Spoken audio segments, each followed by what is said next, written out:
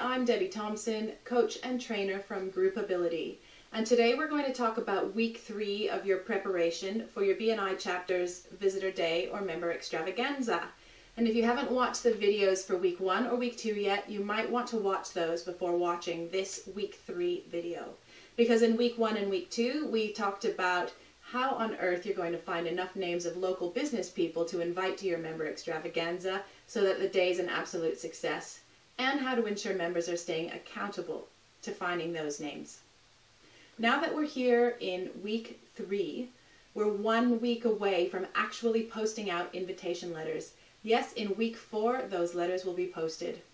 Your Visitor Day coordinator will have already emailed to you a copy of the letter and a spreadsheet for you to use to capture your visitor details. It's now time to merge those details with the letter and get printing. Here are a few tips as you get ready for the big mail out, and let's start with a few tips for the letter itself. First off, BNI provides you with a template for the letter. Please do not alter the text in the letter other than the fields that you need to fill out with people's names and details, and your own name and details. And it's best to address your letters to someone by name. I know that when I get something that says Dear Sir or Dear Madam, I feel like no thought's been put into it. There's no personal touch or warmth to a letter like that. But if it says Dear Debbie, ironically, even if I know it's a mass mail out, I'm far more likely to read on. Now, if you have company letterhead, print your letters on that letterhead. You do want your invitees to know that you are a genuine business person. And if they look you up online based on your letterhead, that's good for your business too, isn't it? Now, while almost all the information going into the letter will be done by mail merge, you do still need to do something by hand, and that's signing your name at the bottom of the letter, again for the personal touch. And for even more of a personal touch, write a brief handwritten message at the bottom of the letter, maybe down here. So if you know the person you're sending to the letter to, that'd be easy to do, but if you don't, maybe look at their website and comment on it, something that you liked on it, a service that you noticed that you think's great. Personal notes at the bottom of the letter make the recipient of your letter feel validated.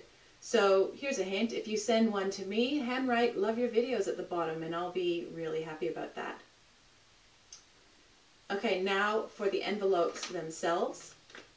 There's a few things that work really well with the envelopes, so here's a few tips for the envelopes for your invitation letters. Now, you're going to be bringing all of these envelopes pre-addressed and pre-stuffed, but unsealed, to next week's meeting. Some members are going to be staying back to give the letters a spot check to make sure all the fields are filled out and to make sure they're all signed. So that's why we're asking you to not seal the envelopes. Now, for the envelopes themselves, if you have them, use envelopes that match your letterhead. That would be a lovely touch.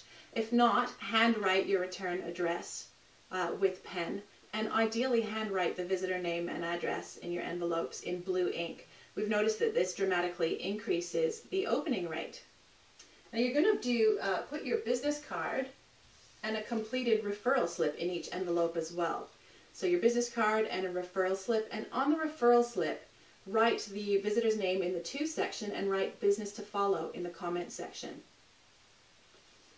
Check with your chapter about how you're going to handle stamps. So for some chapters, for example mine, we just all bought our own stamps and pre-stamped the envelopes, but perhaps your chapter would like to do that on week 4 as a group. It's up to your chapter. Now, your Visitor Day coordinator will mail the envelopes, so you do not mail the envelopes. Make sure you bring them to the meeting unsealed. And one last thing about the envelopes, since a couple of members will be volunteering to seal all the envelopes, if you do have access to self-sealing envelopes rather than ones that you have to lick, I'm relatively confident those volunteers will be forever thankful to you. So remember, next week you're bringing your completed but unsealed envelopes to week 4. And in week 4's video, we'll be talking about the next step in the Visitor Day preparation process, follow-up calls. Now listen, I'd love to hear how you're going with your membership extravaganzas and your visitor days.